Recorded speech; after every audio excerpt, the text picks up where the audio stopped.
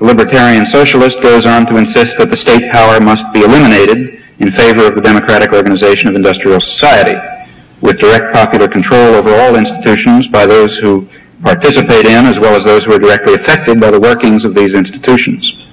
So one might imagine then a system of workers' councils, consumers' councils, commune assemblies, regional federations, and so on, with the kind of representation that's direct and revocable, in the sense that representatives are directly answerable to and return directly to the well-defined and integrated social group for which they speak in some higher order organization, something obviously very different than our system of representation. Now, it might very well be asked whether such a social structure is feasible in a complex, highly technological society. There are counter-arguments, and I think they fall into two main categories. First category is that such an organization is contrary to human nature, and the second category says roughly that it's incompatible with the demands of efficiency, and I'd like to briefly consider each of these. Consider the first, that a free society is contrary to human nature. It's often asked, do men really want freedom? Do they want the responsibility that goes with it? Or would they prefer to be ruled by a benevolent master? Consistently, apologists for the existing distribution of power have held to one or another version of the idea of the happy slave. 200 years ago, Rousseau denounced the sophistic politicians and intellectuals who search for ways to obscure the fact, so he maintained, that the essential and defining property of man is his freedom. They attribute to man a natural inclination to servitude, without thinking that it is the same for freedom as for innocence and virtue. Their value is felt only as long as one enjoys them oneself, and the taste for them is lost as soon as one has lost them. As proof of this doctrine, he refers to the marvels done by all free peoples to guard themselves from oppression. True, he says, those who have abandoned the life of a free man do nothing but boast incessantly of the peace and repose they enjoy in their chains. But when I see the others sacrifice pleasures, repose, wealth, power, and life itself for the preservation of this sole good, which is so disdained by those who have lost it, when I see multitudes of entirely naked savages scorn European voluptuousness and endure hunger, fire, the sword, and death to preserve only their independence, I feel it does not behoove slaves to reason about freedom. A comment to which we can perhaps give a contemporary interpretation. Rather similar thoughts were expressed by Kant 40 years later. He cannot, he says, accept the proposition that certain people are not ripe for freedom, for example, the serfs of some landlord. If one accepts this assumption, he writes, freedom will never be achieved, for one cannot arrive at the maturity for freedom without having already acquired it. One must be free to learn how to make use of one's powers freely and usefully. The first attempts will surely be brutal and will lead to a state of affairs more painful and dangerous than the former condition, under the dominance but also the protection of an external authority. However, one can achieve reason only through one's own experiences, and one must be free to be able to undertake them. To accept the principle that freedom is worthless for those under one's control, and that one has the right to refuse it to them forever, is an infringement on the right of God himself, who has created man to be free.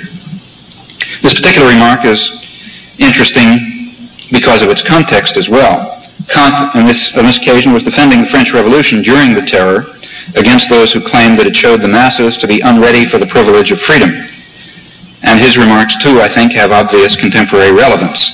No rational person will approve of violence and terror, and in particular the terror of the post-revolutionary state, which has fallen into the hands of a grim autocracy, has more than once reached indescribable levels of savagery.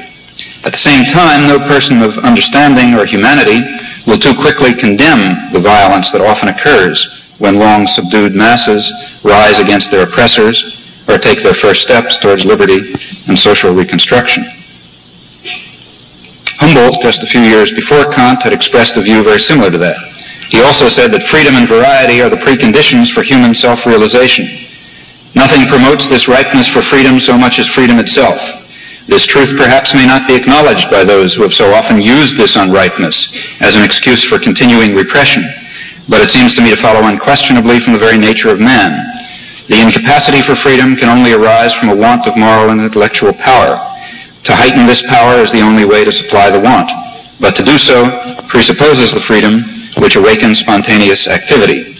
and those who do not comprehend this, he says, may justly be suspected of misunderstanding human nature and wishing to make men into machines. Rosa Luxemburg's fraternal, sympathetic critique of Bolshevik ideology and practice was given in very similar terms.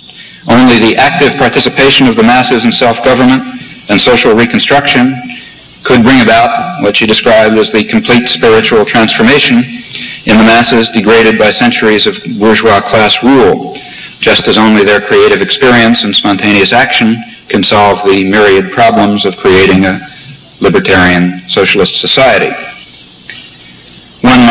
She went on to say that historically the errors committed by a truly revolutionary movement are infinitely more fruitful than the infallibility of the cleverest central committee. And I think that these remarks can be translated immediately for the somewhat parallel ideology of the soulful corporation, which is now fairly popular among American academics. For example, Carl Kazin, who writes, "No longer the agent of proprietorship seeking to maximize return on investment, management sees itself as responsible to stockholders, employees, customers, the general public, and perhaps most important, the firm itself as an institution. There is no display of greed or graspingness. There is no attempt to push off on the workers of the community at least part of the social costs of the enterprise. The modern corporation is a soulful corporation." Similarly, the vanguard party is a soulful party. And in both cases, those who urge that men submit to the rule of these benevolent autocracies may, I think, justly be accused of wishing to make men into machines. Now, the correctness of the view, which is expressed by Rousseau and Kant and Humboldt and Luxemburg and innumerable others, I don't think that the correctness of this is the moment susceptible to scientific proof. One can only evaluate it in terms of experience and intuition. But one can also point out the social consequences of adopting the view that men are born to be free, or that they are born to be ruled by benevolent autocrats.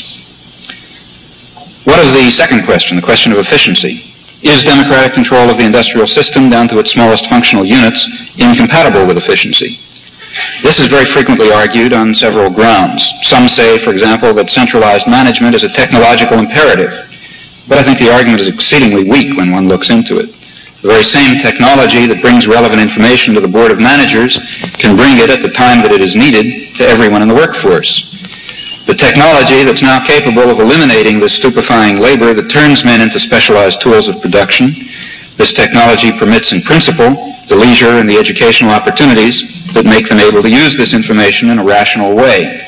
And furthermore, even an economic elite which is dripping with soulfulness, to use Ralph Miliband's phrase, is constrained by the system in which it functions to organize production for certain ends, power, growth, profit, but not in the nature of the case human needs that to an ever more critical degree can be expressed only in collective terms. It's surely conceivable, and perhaps it's even likely, that decisions made by the collective itself will reflect these needs and interests, as well as those made by various soulful elites. In any event, it's a bit difficult to take seriously arguments about efficiency in a society that devotes such enormous resources to waste and destruction. As everyone knows, the very concept of efficiency is dripping with ideology. Maximization of commodities is hardly the only measure of a decent existence.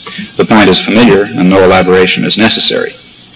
It's obvious, to begin with, that we can distinguish two systems of power, the political system and the economic system. The former consists in principle of elected representatives of the people who set public policy. The latter, in principle, is a system of private power, a system of private empires that are free from public control, except in the remote and indirect ways in which even a feudal nobility or totalitarian dictatorship must be responsive to the public will. There are several immediate consequences of this organization of society. The first is that in a subtle way, an authoritarian cast of mind is induced in a very large mass of the population, which is subject to arbitrary decree from above. And I think this has a great effect on the general character of the culture, the belief that one must obey arbitrary dictates and accede to authority. And I think, in fact, a remarkable and exciting fact about the youth movement in recent years is that it's challenging and beginning to break down some of these authoritarian patterns. Second fact that is important is that the range of decisions that are in principle subject to public democratic control is quite narrow. For example, it excludes in law and in principle the central institutions in any advanced industrial society, that is, the entire commercial, industrial, and financial system. And a third fact is that even within the narrow range of issues that are submitted in principle to democratic decision-making, the centers of private power, of course, exert an inordinately heavy influence in perfectly obvious ways, through control of the media, through control of political organizations, or in fact by the simple and direct means of supplying the top personnel for the parliamentary system itself, as they obviously do.